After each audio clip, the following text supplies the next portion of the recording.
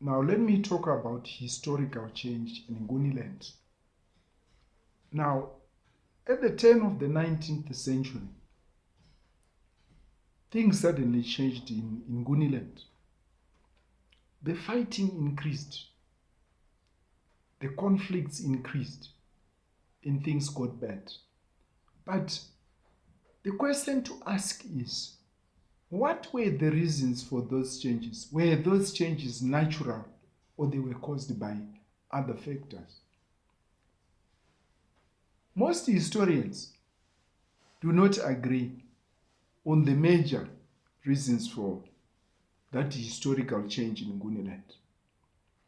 Some argue that it is the coming of the Portuguese or the Europeans that made the people shift from peace to war, while others argue that it is the increase in population which increased the competition for limited resources.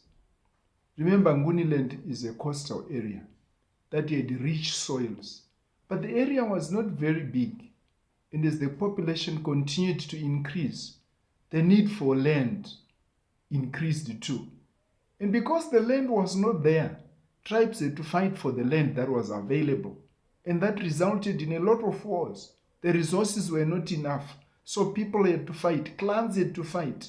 Clans had to raise armies in order to be able to defend what they have, and in order to be able to acquire new lands through fighting those that owned that land. That is the reason why there were many changes. The change from peace to war. Mainly, it is observed to have been caused by the increase in population, which, as I said, led to demand for limited resources. Now, you will find that out of these conflicts, some of those clans became victorious. They were always winning. And yet for others, they became constant victims of those wars. You look at Chaka, he came out a winner. You look at Sobuza of the Ngwane, he fought until he was forced out. You look at Ndwandwe, the Ndwandwe of Zwide. Zwide was a very strong leader who also survived through fighting during the same period.